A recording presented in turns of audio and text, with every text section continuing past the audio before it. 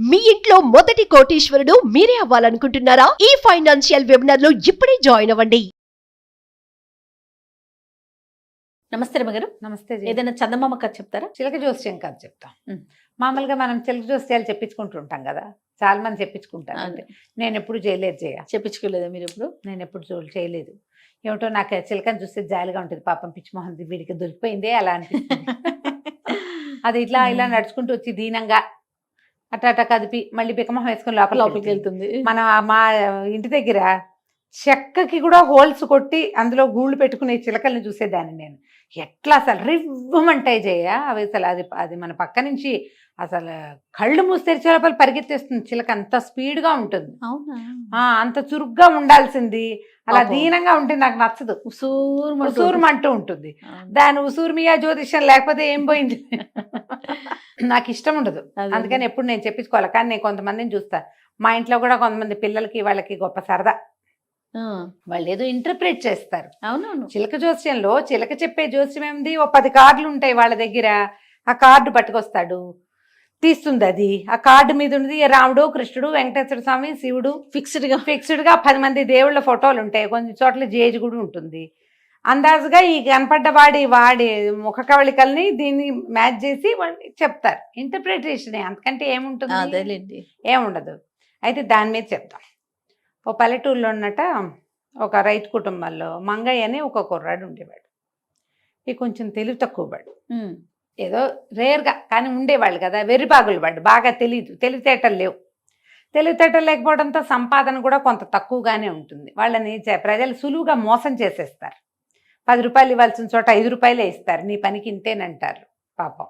ఉం. అయితే ఈయన అమ్మ నాన్న ఏదో వాడిని ఎటగొట్టా పెంచేవాళ్ళు. తెలివితక్కువ పెద్దమ్మ, వీడికి అదృష్టం లేదు, వీడికి అదృష్టం ఉన్న పిల్లవాడు కాదని, వీడు తెలివి తక్కువ వాడని, మూఢుడని వాడిని అనేవాళ్ళు. అలాగే వింటూ పెద్ద అయ్యాడు.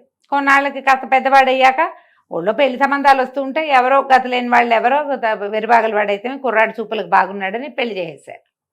ఓ పెళ్లి సంబంధం వచ్చింది, పెళ్ళి అయిపోయింది. ఆ భార్య తెలివి కలది. అతని సేపు మొగుడిని తిట్టేది, నీ మొద్దుతనంతో వస్తున్నాడు నేను అనేది. ఎప్పుడు ఏదో ఒకటి అనేది. నువ్వు పక్కన ఉంటే ఏది కలిసి రాదు, నువ్వు ఒక దురదృష్టవంతుడివి, అందుకే ఇట్లా అవుతుంది, అదృష్టం లేదు నీకు.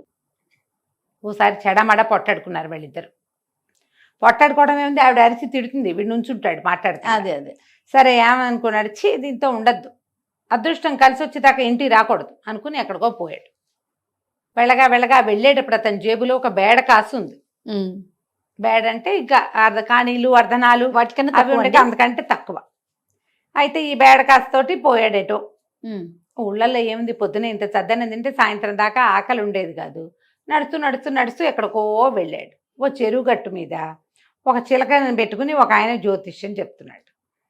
వీడు పోయి చూస్తూ కూర్చున్నాడు. తర్వాత ఏమనిపించింది, వాళ్ళు ఎవరికో అతను చెప్తున్న మాటలు వింటే నీకు అదృష్టం కలిసి వస్తుంది, అదృష్టం లేదు, వస్తుంది రాదు, ఇలాంటి మాటలు విని మనకు కూడా అదృష్టం ఉందో లేదో కనుక్కుందాం. ఎప్పుడు దురదృష్టం నీది, నీకు అదృష్టం లేదంటుంది పెళ్ళాము. అమ్మా నాన్న ఉన్నప్పుడు కూడా వాళ్ళు అట్లాగే అనేవాళ్ళు. ఉం. అదృష్టం ఎప్పుడు వస్తుందో వీడిని కనుక్కుందాం అని అనుకుని చిలక జ్యోతిష్యుడి దగ్గర కూర్చున్నాడు. ఆ బేడ కాస అతని చేతిలో పెట్టాడు. ఆ చిలక లోపల నుంచి వచ్చి ఒక కార్డు తీసి చేతిలో పెట్టింది. లోపల పోయి కూర్చుంది. మళ్ళీ ఈ నా కార్డు చూసి ఆహాహా అన్నాడు, నీకు చాలా కలిసి వస్తుంటే ఏం కలిసి వస్తుంది, నా దగ్గర ఉన్న బేడకాసు కూడా నువ్వే తీసుకున్నావు, నాకేం కలిసి రాదంటే, అబ్బాయి అట్టగాదురా అబ్బాయి, నీకు ఇప్పటి నుంచి చాలా కలిసి వస్తుంది. నువ్వు ఎవరిదైనా మొహం పగలగొట్టు, అదృష్టం కలిసి వస్తుంది. ఎవరిదైనా జుట్టు పుచ్చుకుని ఈడ్చేయి, అదృష్టం కలిసి వస్తుంది. ఎవరిదైనా నడ్డి మీద దన్ను, అదృష్టం కలిసి వస్తుంది. ఆఖరికి నీకు ఎదురుపడిన లంకె మీదని ఎడంకాలతో తన్నినా సరే నీకు అదృష్టం కలిసి వస్తుంది. ఇప్పుడు నీ టైం అట్లాంటిది అన్నాడు. అనేసరికి ఆశ్చర్యపోయాడు. అలాంటిది ఉందా అంటే ఉందన్నమాట మనకి, ఇప్పుడు వచ్చింది. ఉం. ఉం. సరేనన్నాడు. పోయింది బేడకాసని లేచాక నుంచి బయలుదేరాడు.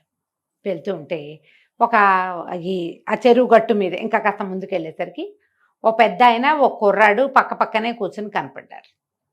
ఆయన ఏదో మూలుగుతున్నాడు. ఆ పెద్ద ఆయన చెంపకి ఇట్లా చేయి పెట్టుకుని అమ్మో అమ్మో అమ్మో అంటున్నాడు. చూసి అనిపించింది, వీడు ఏం చెప్పాడు, ఎవరిదైనా గొప్పగలగొట్టు అదృష్టం కలిసి వస్తుందని చెప్పాడు. ఈయన ఎవరు మొహం మీద చేయి పెట్టుకుని ఉన్నాడు, ఈయన గువ్వే పగలగొడదామని గబగబా దగ్గరికి వెళ్ళి ఆయన ఏదో ఇక్కడ చెంప మీద చేయి తీసి ఏదో వస్తువు ఇట్లా ఇవ్వబోయాడు కొడుక్కి. చెయ్యి తీశాడు. అంతే. తీయంగానే ఆ చెయ్యి తీసిన చెంప మీద దవాడు అదిరిపోయేటట్టు కొట్టాడు. ఈ కొట్టిన దెబ్బకి, మంగన్న కొట్టిన దెబ్బకి ఎగిరి పడ్డాడు ఆయన పక్కకి. కొట్టినవాడు ఊరుకోలా. అదృష్టం కలిసి రావాలి అని పేదగా అరిచాడు. ఆరవంగానే ఆ పక్కనున్న కుర్రాడు లేచి కలబడ్డాడు. ఎవరెవరా ఎవడరా నువ్వు? మా నాన్నను కొడతావా? పెద్ద చిన్న లేదు నీకు, నీ దారి నువ్వు పోకుండా మధ్యలో ఈ అదృష్టం కలిసి రావటం ఏంటి? మా నాన్నని ఎందుకు కొట్టేవు అని చెప్పి గుద్దేసేవాడే పిడిగుద్దులు. ఇంతలో కింద పడిపోయిన అయ్యే బాబు ఉండరా కొట్టబోకరా ఆ మనిషిని కేకలు పెట్టాడు ఆయన. ఎప్పటి నుంచో మూలుగుతున్నాడు. నాన్న మాట్లాడటమే విచిత్రం, పొద్దు నుంచి మూలుగుతూనే ఉన్నాడు ఆయన. నాన్న అని కుర్రాడు తండ్రి దగ్గర పరిగెత్తాడు. ఏమైంది నాన్న అంటే, వీడు కొట్టిన దెబ్బకి ఆ పళ్ళు సలుపుతున్న 2 పళ్ళు ఊడిపోయినాయిరా, వైద్యుడి దగ్గరికి వెళ్దామని బయలుదేరారు వాళ్ళు. 2 పళ్ళు ఊడిపోయినాయి, మత్తి ఇవ్వకుండా ఒక్క దెబ్బకి లాగేశాడు 2 పళ్ళును.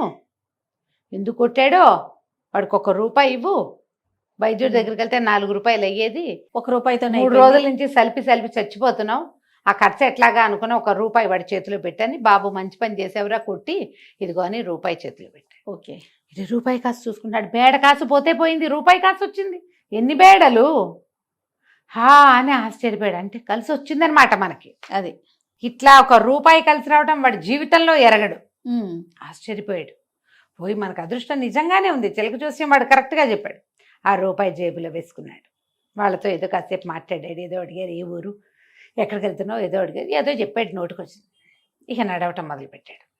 నడవటం మొదలెడితే ఇంకా ముందుకెళ్తే ఒక కోనేరు ఉంది, దేవాలయము కోనేరు ఉన్నాయి. కోనేరు గట్టు మీద ఒక ఆయన ఎవరో ఇటా కూర్చుని ఆయన వీపే వీడికి కనపడుతోంది. వెనక్కి తిరిగి ఉన్నాడు, మనిషి కనిపించలా, ఎవరో పెద్ద మనిషి అటు తిరిగి కూర్చున్నాడు. వీడికి చిలక జోస్యం వాడు చెప్పిన 2వ వాక్యం గుర్తొచ్చింది. ఎవరినైనా సరే నడ్డి మీద ఎగిరి తనినా సరే నీకు అదృష్టం కలిసి వస్తుంది. ఈ అటు తిరిగి కూర్చున్న ఆయన నడ్డి మీద తందామని పుట్టింది వీడికి. కనపడుతున్నాడు కదా, అదేలే. కబా నడిచి స్పీడ్గా ఒక్క తన్ను తన్నాడు ఆయన నడు మీద. తన్నేసరికి మెట్ల మీద కూర్చున్న వాళ్ళు అదాటుగా వెనక నుంచి తోస్తే అదిరిపడి పడిపోరు. ఈయన పోయి ముందుకెళ్ళి పడ్డాడు. పట్టం ఏమిటి, పెద్ద కేక పెట్టాడు. ఈ మనవాడు ఏం చేశాడు, ఈ మంగయ్య అదృష్టం కలిసి రావాలి అని అరిచాడు. ఆ కిందకి పడ్డా ఆయన, ఎవడరా నువ్వు నన్ను తన్నేవని లేచి నుంచున్నాడు. నుంచున్నాక ఆయనకు తెలిసింది, ఆయన కొన్నాళ్ళుగా నుంచుని ఎరగడు, ఆయన వంగిపోయి ఉంటున్నాడు, నడుంలో ఎక్కడో పట్టేసింది, సాఫీగా నడుని రావటల్లా. ఈ తన్నిన తన్ను ఆ ఎక్కడ ఈ జంక్షన్ లో తగిలిందో ఏమంటారు జాయింట్ లో సెట్ అయింది, అది కరెక్ట్ గా సెట్ అయిపోయింది. ఒక్కోసారి అట్లా అవుతాయి కదా, వెనక నుంచి సెట్టింగ్స్ చేస్తారు, అక్కడ తగిలింది దెబ్బ. లేచి నిలబడేసరికి ఊరిని భలే తన్నెవరా కుర్రాడా నువ్వు, ఏ నాటి నుంచో 6 నెలల నుంచి చచ్చిపోతున్నాను నడ్డి పట్టేసి సాఫీగా నుంచుని ఎన్నాళ్ళయిందో గూని మొత్తం తీసేసేవు, భలే వచ్చేసేవరా, దాదా కూర్చో అని దగ్గర పిలిచి కూర్చోబెట్టుకున్నాడు. ఎందుకు తిన్నావు ఏంటంటే, అదృష్టం కలిసి వస్తుందని తిన్నానండి అన్నాడు. నీకు అదృష్టం ఏం కలిసి వచ్చిందో, నాకు అదృష్టం కలిసి వచ్చిందిరా నాయన, ఇన్నాళ్ల నుంచి లేని సాఫీదనం వచ్చేసింది, నొప్పి పూర్తిగా పోయింది, నొప్పి లేదు. ఒక్కసారి మనకి ఆ జాయింట్ కనుక సెట్ అయితే ఇంకా పెయిన్ ఉండదు కదా. ఆయన ఒక 15 రూపాయలు తీసి జేబులోంచి చేతిలో పెట్టాడు. బాగుంచుకో, చాలా సహాయం చేసావు అని తన బ్యాగ్ పుచ్చుకొని నిఠారుగా నడుచుకుంటూ మిలిటరీ కబాతలాగా నడుచుకుంటూ వెళ్ళిపోయాడు. 15 1 16 రూపాయలు వచ్చాయి. ఎంత బాగుందో. సరే నడవటం మొదలుపెట్టాడు. ఎక్కడికో వెళ్తున్నాడు. అట్లా వెళ్తుంటే ఒక పెళ్లి పందిరి కనపడింది. పెళ్లి పందిరిలో చూరికే చూస్తూ నుంచున్నాడు. వాళ్ళు ఏదో సన్నాయి వాయిస్తున్నారు. పందిట్లో చివరిగా వీళ్ళు ఉంటారు కదా, అవతల దేవాలయానికి కానించి పెళ్లి వివాహం అది ఏమిటో జరుగుతుంది. పందిరి సుమారైన పందిరి, అది ఊరికే శాస్త్రానికి వేశారు. ఆ పందిరి కింద కూర్చుని సన్నాయి వాళ్ళ మేళ ఉంటారా, 2 సన్నాయి వాయిస్తారు, 2 డోళ్ళు ఉంటాయి, తిప్పి పట్టేవాడు ఒకడు ఉంటాడు, ఓ తాళం వేసేవాడు ఉంటాడు. వీళ్ళ 6 కూర్చున్నారు. ఇతనికి ఆ సన్నాయి వింటూ వింటూ క్షణంలో సన్నాయి వాడి జుట్టు మీద పడింది. మనకి వీడేం చెప్పాడు, ఈ చిలక జోస్యం వాడు జుట్టు పుచ్చుకుని ఈడు చేస్తే అప్పుడు కూడా అదృష్టం కలిసి వస్తుంది అన్నాడు. మామూలుగా జుట్లు పుచ్చుకుని ఈడవటానికి ఆడాళ్ళకైతే పొడుగు జుట్లు ముళ్ళు ఉంటాయి, వాళ్ళు పుచ్చుకుంటే తంతారు, మగవాళ్ళకి జుట్లు ఉండవు. కానీ ఇక్కడ ఈ సన్నాయి వాయించేవాడికి ఇట్లా జులపాలు ఉన్నాయి మెడదాకా. ఈయనకేమనిపించింది, వీడు జుట్టు పుచ్చుకులేగితే ఏమవుతుందో చూద్దాం అని చెప్పి వాడేదో చక్కగా పక్కాల నిలబడి వాయిద్యం వాయించుకుంటున్నాడు. వీడు గభాలన పందిట్లో కడుగు పెట్టి ఆ సన్నాయి వాయించేవాడు జుట్టు పుచ్చుకుని ఈడ్చుకొచ్చేసాడు. ఒకసారి అదాటన ఎవరన్నా జుట్టు పుచ్చుకుంటే అదిరిపోరు. అందరు లేచారా, ఎవడ్రా ఎవడ్రా నువ్వు, ఏమిట్రా అని ఈ జుట్టు పుచ్చుకుని ఈడుస్తున్న వాడి వెనకాలే ఈ మొత్తం సమస్తమైన పక్క వైద్యం జనాభా ఉన్నారు, అందరూ లేచి బయటకు వచ్చేసారు. ఓహో. వీళ్ళంతా లేచి రావటంతో ఆ పందిరి కాస్త ఫెళఫెళ విరిగి పడిపోయింది. పందిరి విరిగి పడేలాగా ఉంది. ఓ లాగేసరికి వీళ్ళు యువతలకి లాగేశారు. వీళ్ళంతా కదిలేసరికి ఈ ఊడిపోయి గబక్కాన్ని లేచి వస్తున్న వాడు ఎవడి కాలో తగిలి ఆ పందిరి ఆటకి మొత్తం ఊడి కింద పడింది.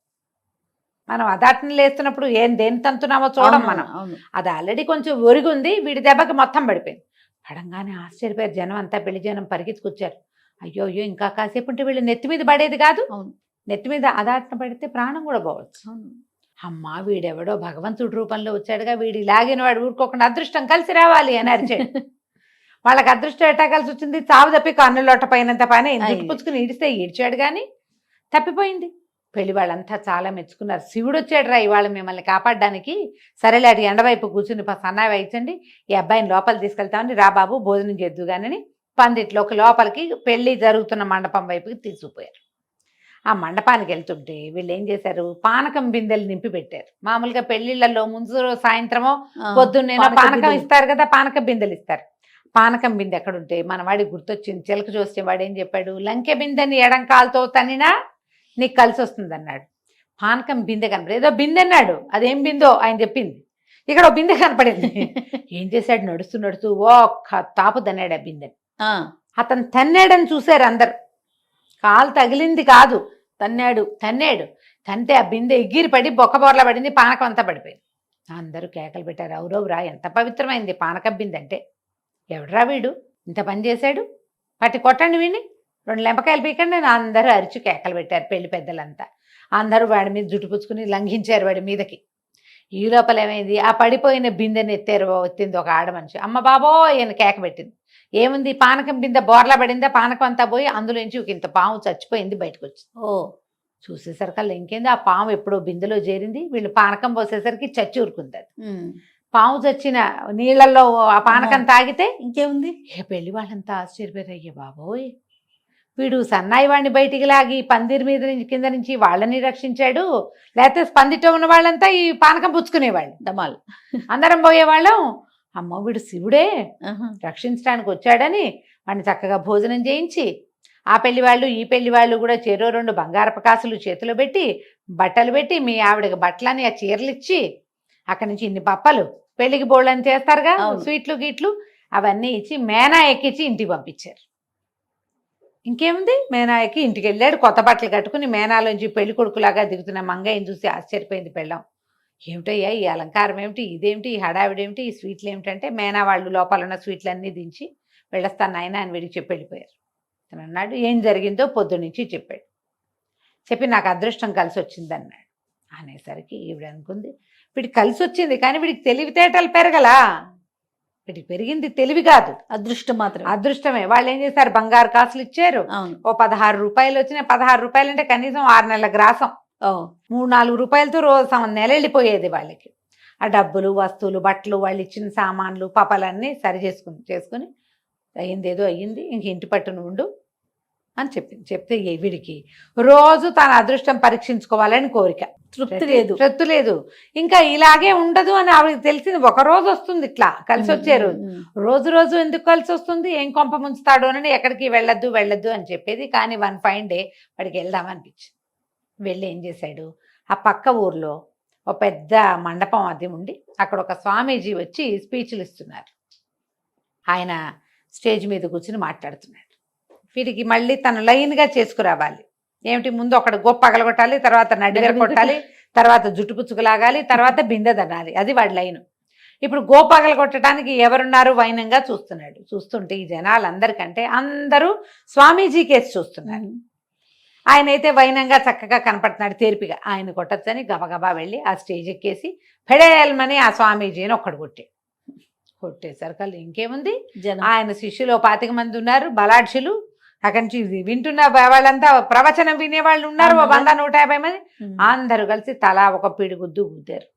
వెరివెధలో ఉన్నాడు, వీడేమిటి ఇంత కొట్టాడు ఏమిట్రా, పైగా కొట్టి అదృష్టం కలిసి రావాలి అని అరుస్తాడు. అరిచేసరికల్లా ఆ స్వామీజీ దెబ్బకి పడిపోయిన ఆయన మెల్లిగా లేచి కిందకు వచ్చి, ఈ దెబ్బలు తింటున్న వాడిని ఆపి వీళ్ళందరినీ వదిలేయండి, వీడి పిచ్చి వెధవ, వాడికి తెలీదు, వాడు మెల్లిగా ఆయనకి జరిగింది చెప్పాడు. నీకు అదృష్టం ఏంటో కలిసి రాదురా నాయన, ఇంటికి వెళ్ళిపోయి ఇంక ఈ పనులు చేయబోక, ఒక్కసారే కలిసి వచ్చింది నీకు అని పంపించాడు. సావు తప్పి కన్నులు ఒట్టపోయి మంగయ్య ఇంటికి చేరాడు. చేరి పెళ్ళాన్ని చెప్పాడు, దేహశుద్ధి చేశారు వాళ్ళంతా నన్ను కుట్టారు. ఇంకోసారి అదృష్టాన్ని పరీక్షించకు, ఏదైనా మనకి ఒక్కసారి కలిసి వస్తుంది అంతే. ఆ కలిసి వచ్చింది ఎవరికైనా మళ్ళీ మళ్ళీ కలిసి రాదు. ఓసారే లక్ జాక్పాటు అవి రోజు రోజు వచ్చే వాటిని అనరు, లక్కులని జాక్పాట్లని అని చెప్పి, సరే ఆ ఉన్న డబ్బులు ఆ బంగారంతో ఏదో ఇంకో 4 ఎకరాల పొలం కొనుక్కుని ఆవిడే సాగు చేసుకుంటూ ఈ మందమతి మొగుడుతోటి ఏదో కష్టపడి కొంత పని చేయగలరుగా, ఆ పని మాత్రం చేయించుకుంటూ హాయిగా ఉన్నారు. కథ కంచికి మనం ఇంటికి. చాలా బాగుంది రమ్మగారు. నమస్తే అండి. నమస్తే జీ.